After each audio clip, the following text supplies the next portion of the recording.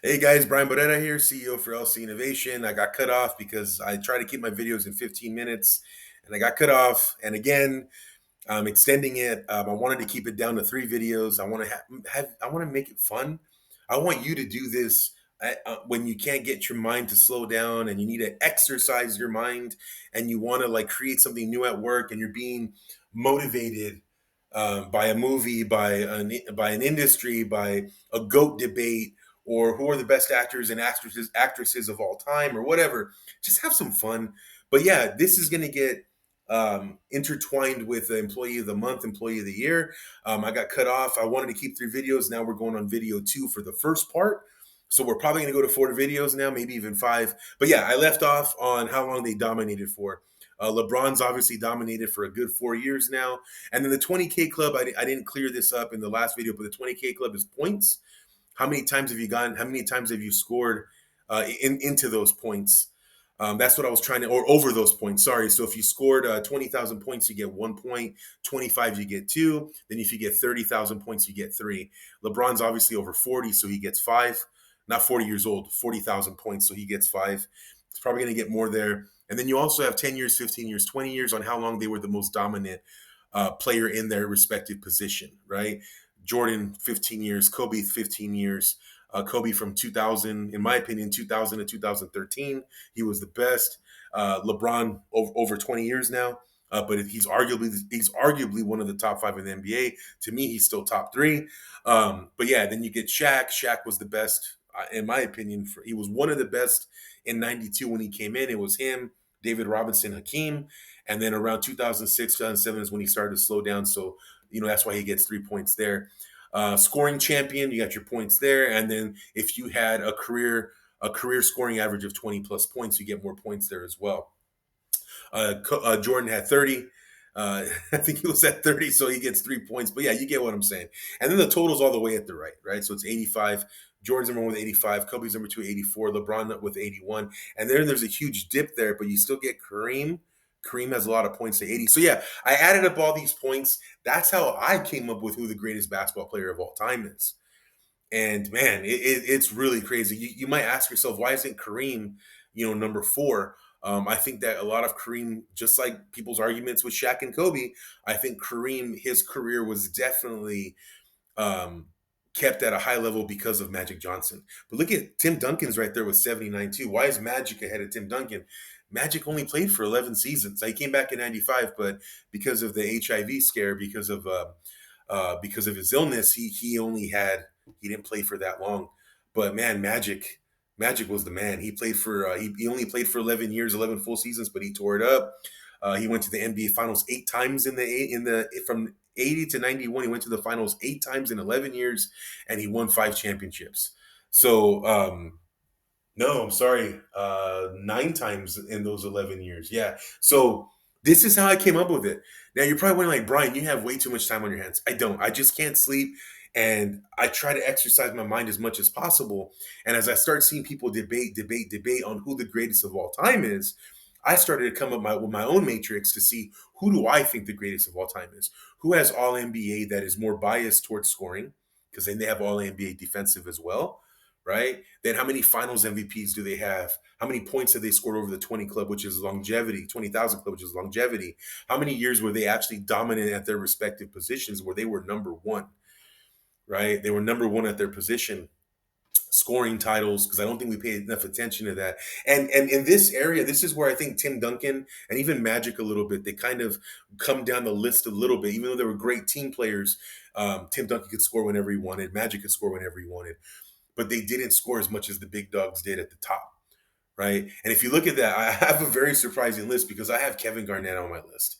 Kevin Garnett's on my list because I'm a huge KG fan. He's not my favorite player of all time, but I'm a huge Garnett fan who I watched play as much as possible. I still watch him on YouTube videos and all that stuff. I love Garnett's game. He was the biggest team player out there.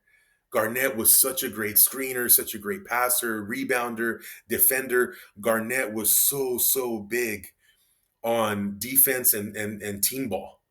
He was so good at that. So that's why I have him there. And yeah, I got the older vets, the Bill Russells, the Will Chamberlains, the Oscar Robertsons. I wanted to put them more from 10 to 20 because they played so long ago.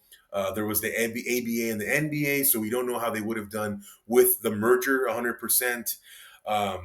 There's just so much out there. I know that the Bill Russell and the Celtics era with John Havlicek, there was a lot of racial stuff going on at that time where I don't think that the NBA had the number one top talent.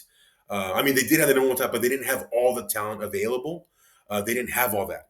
So that's why I kind of put them down there. In today's NBA, in the NBA of the 90s and the 2000s and the 80s, even could have been a little bit different. Yeah, but it's just, there just wasn't all of the best players in the NBA, all the best players in the world in the NBA at that time, in my opinion. There could have been more. And I don't think it's a fair assessment or it's fair to put them in the top 10. So that comes into play too. Shaq, they created the Hack a Shaq for him. Then Kobe, I know I keep talking about Kobe. You guys are probably thinking I'm biased towards Kobe. I actually know that Jordan was better than Kobe. I saw them play live. I saw them play every day on TV whenever they play LeBron as well, Shaq. But what I've seen though is that Jordan was just naturally better than Kobe, naturally gifted better than Kobe. He was more athletic than Kobe. Kobe had to work to get to that level, which is why he's up there. But Jordan was just the man. He was everything. He was the man. But that's why I put Jordan on top because of that. But the thing about Kobe that a lot of people don't get is that in the 2000s, from 2000 to 2010, it was the era of the best defenders. There was amazing defenders in the 90s. I mean, oh man, I could go on a list on that on its own. But in the 2000s, there was times where the best defender was the cornerstone of that franchise. The best defender was the face of that franchise. That's what I saw. Sometimes when you would watch NBA on NBC or NBA on ABC, when you would watch it during the finals or the playoffs, it would show Kobe, and the reporters would do an immense amount of interviews with Ruben Patterson from the Portland Trailblazers, Raja Bell Raja Bell's from the Suns or the Jazz, I think the Jazz, Sean Marion, Bruce Bowen from the Spurs, even Tim Duncan. Tim Duncan was a great defender, amazing defender, probably one of the greatest defenders of all time, maybe top three, maybe even top one in some people's eyes. But you have that, and you're watching that, and you're watching the matchup between Kobe and Bruce Bowen, who doesn't average more than 10 points a game, but Bruce Bowen is guarding him, and that's the matchup they're watching. Sean Marion. There's a lot of other defenders too. I said Raja Bell, Ruben Patterson, Bruce Bowen, Tony Allen. There's another defender too that always put his hand right in front of Kobe's face. There's also Matt Barnes, countless other defenders that Kobe would just go at. These were Ron Artest, the best defenders in the NBA, and Kobe was just scorching them. So there was a lot less rules at that time. Hand checking was allowed, all this other stuff. There was a lot less rules, and that's where Kobe thrived. That's where Kobe was averaging 35 points a game in the 2005 or 2006 season. That's where Kobe came up. I believe that the Johnson era, the Jordan era were tough. I believe that the Kobe era, in my opinion, was the toughest based on the amount of defenders. And then I believe that the NBA, even though it's still incredible to watch, has slowed down quite a bit in regards to defense, that it's become a scorer-friendly league, which is why you're seeing such high scoring from certain players that I don't think would have done what they're doing today back then. And you got to count in sports medicine as well. They didn't have this sports medicine back then, right? There's rumors that LeBron gets like massages or some kind of therapy during set times of the day, so his entourage follows him, and if he's due for a treatment or if he's due for a massage, he'll literally have it done while you're at lunch or dinner with him. So it's so cool. But this is my list: Jordan's number one, Kobe's number two, LeBron's number three, Shaq's number four, Kareem's number five, Bird's number six, Magic's number seven, Tim Duncan's number eight, Hakeem's number nine, and Garnett's number 10. You're probably going to argue with me about this list. You're probably going to think, why is Magic so low? He should be higher. If Magic really helped revive Kareem's career, why isn't he higher than that? Kareem was the man for a long time. He was the man. He won a championship with the Bucks. When he came to the Lakers, he was balling. He was tearing it up. He went against Wilt the Stilt. I mean, there's just a lot of things that Kareem did that was incredible. His UCLA championships that he won. He did so much. That's why I put him in the top five. So yeah, my list is obviously not like most people where they would say, the top five should be each position, the best at each position. But that's my top five. But I just get disgusted at how Kobe and Shaq only have one MVP each. Kareem has about six. Larry Bird has, I think he has three or four. Magic has three. Duncan has a couple of them. But if you look at Shaq and the argument between Shaq and Kobe versus Tim Duncan, because some people put Tim Duncan ahead of Shaq and Kobe, and you're probably seeing my Laker bias, but just hear me out on this. Kobe has a better playoff record against Tim Duncan. He's beat him. I think the matchups head to head in the playoffs is 4-2, I believe, in Kobe's favor. Shaq has a better favor with Duncan as well. These guys are incredible. They were behemoths, but if you look at these positions, if you look at what they've done for their franchises, I mean, Shaq left and he went to Miami, and I feel like he should have won the year he went to Miami because he even made their franchise even better. And Dwayne Wade was still pretty young. When the Heat won in '06 with Shaq, Dwayne Wade clearly took over that team that year, but Shaq was a scapegoat. Shaq was getting double teamed, and in that process, Dwayne Wade took over and just completely took the opportunity and went crazy. But Shaq, that first year with Miami, 2005, he made them an NBA title contender. He just completely changed that franchise in 2 years, in that first year. So I think he should have won MVP that year. And I think he should have won one more MVP with the Lakers. So I think he should have had three. The year that he won in '05, I believe that was Tim Duncan. That was Tim Duncan's year, I believe, where he won. I think Tim Duncan won, or maybe he won Steve Nash's. I forgot, sorry. But Steve Nash won two MVPs and Tim Duncan won two MVPs. Maybe one of them should have, maybe they should each have one. But Shaq and Kobe, they dominated from 2000 to 2010. If you talk about Tim Duncan and his defense, Kobe was just as good defensively as a shooting guard, but Kobe's numbers in scoring were way higher than Tim Duncan's. And yeah, could Tim Duncan score when he wanted? Yeah. Was he more of a team player? Yeah. But he just wasn't Kobe. I don't think Tim could ever average 35 points a game. Kobe did. And Kobe, if you look at his stats from 2001 to 2004 with Shaq, it was just incredible. There was some series where he had more points than Shaq. But once again, what I was trying to bring up earlier in the last video was Shaq versus Hakeem. When Shaq lost to Hakeem in '95, Shaq flat out said that he will never take it easy in the finals again. He's going to go out there and dominate. And that's why you see Shaq with 3 finals MVP awards, because he kept his promise. He said that he took it a little easy. He could have done more when he faced Hakeem, but he wanted his teammates involved. I totally get that. It's a team sport. But man, when you got to go for that jugular, you got to go for that jugular. And he said he was always going to go for that jugular. So I'm going to get into the next video, but this is my top 10. Hopefully this trends a little bit and people can come and argue with me about it. Let's have some fun. But man, I put some stats in here. I put some really good metrics in here.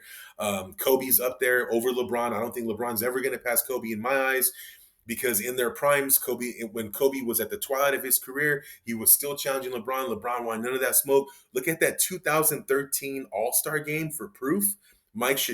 Kobe blocked LeBron like 3 times, stole the ball from him. It might have been an All-Star game, but Kobe wanted all that smoke. And if you look at the history of the All-Star game, besides the last 10 years, it's always been competitive. It's always been the best against the best and playing their hardest, sometimes having some fun. But when it gets down to those last few minutes, they go at it. It's always been a competitive sport until the last 10 years. But yeah, Kobe went at LeBron. He wanted a piece of that. LeBron didn't want none of that smoke. Krzyzewski saying that Kobe was the best player. If you talk to all these legends, current and older legends, and you ask them who the greatest is, a lot of them say Michael and Kobe.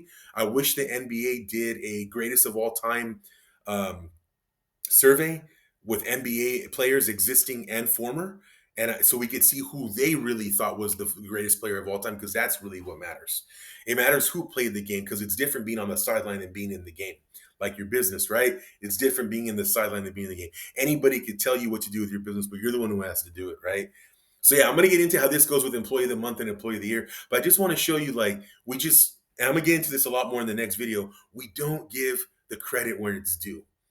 Because Kobe wasn't given MVP, because we took him for granted all those seasons where he was averaging 28 to 35 points a game, we took that for granted, and now we're having arguments today from people who didn't watch the NBA back then. Say, "Oh well, Kobe has one MVP. It doesn't matter." Well, if you know that the MVP in the NBA is for the best player and the best regular season team, do you really take that under consideration, knowing that that award is not for the best player, while the MLB awards the best player, while the NFL awards the best quarterback? Right? The MLB baseball, they have Cy Young, Gold Glove, Silver Slugger, all these awards that are the right awards for the players. But number one, the MVP is the real MVP. They have the best stats. That's what it's supposed to be. And I don't think the NBA does that. I don't think they do it all. And because they don't do it right,